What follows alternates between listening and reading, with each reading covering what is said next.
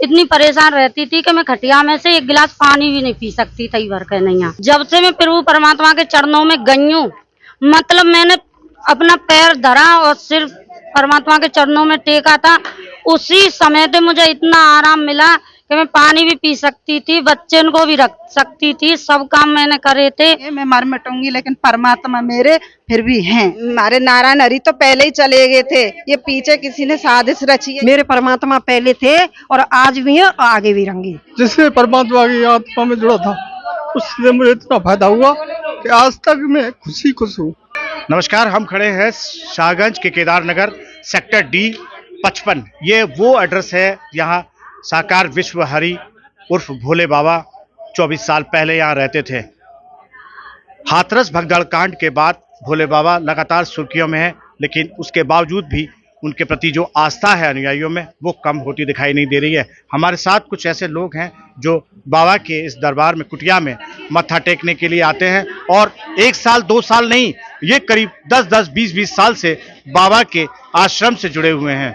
चलिए जानते हैं उनसे आखिर क्या बदलाव उनने अपने जीवन में देखा है बाबा के आस्था में आज जुड़ने के बाद। नाम बताना क्या है आपका? मेरा नाम गुड़िया है, मथुरा। कहाँ से आती हैं आप? मथुरा से आई हूँ। क्या आप कब से जुड़ी है, कितने साल से? 18 साल हो गई हमें। आप 18 साल से जुड़ी हैं। आपने 18 साल में अपने जीवन में बाबा के साथ जुड़ने से क्या परिवर्तन देखा? मेरा जीवन सवई बदल दिया परमात्मा ने। मेरे परमात्मा पहले थे और आज भी हैं और आगे भी रहेंगे। जैसे अगर मैं नहीं परमात्मा मतलब आप कैसे मानती हैं? क्या आपने परमात्मा वाली मेरे पति सब जगह से लिकार दिए, सब जगह लुटी सत्संग जी। आज मेरे परमात्मा सही सलामत हैं सत्य के साथ में जाने से। पति भी जुड़े और हम भी जुड़े और बच्चा कहाँ रहती हैं आप?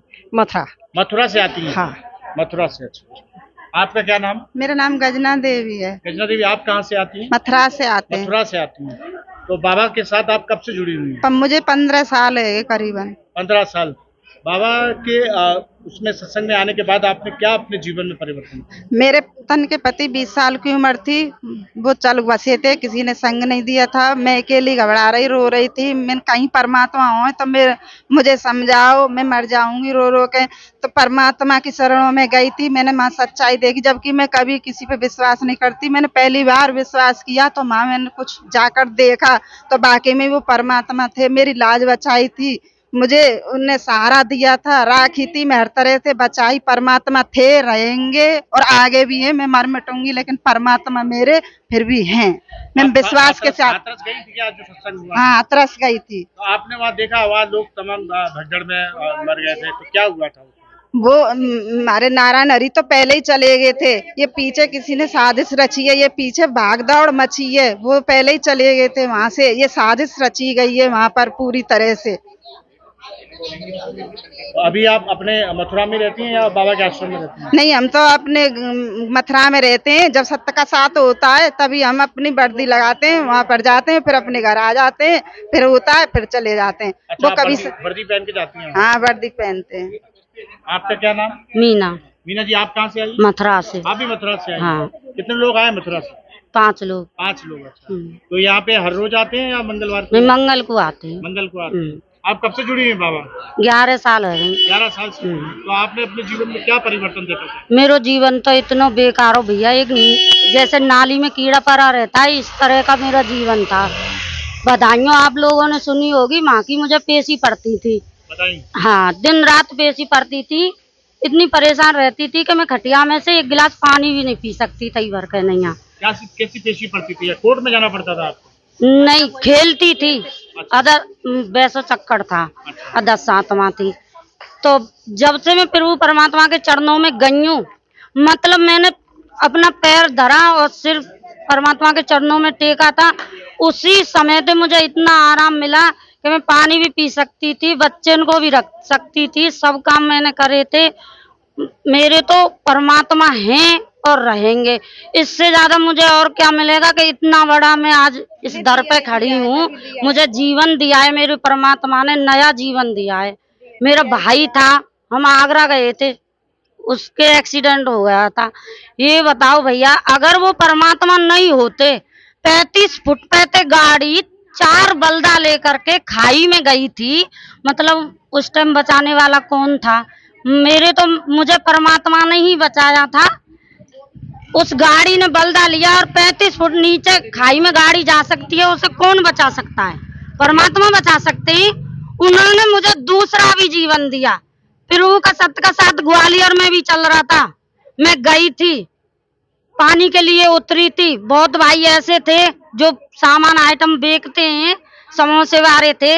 गाड़ी रुक गई थी, चलने लग गई। मतलब मैं उस पर चढ़ी थी गाड़ी पे, उस भाई ने मुझे धक्का मार दिया, ट्रेन के नीचे में गिर गई थी। ये बताओ भाई साहब, परमात्मा पे उंगली तो सब लोग उठा ही रहे हैं, मतलब संसारी तो बहुत ज्यादा ही उठा रहे हैं।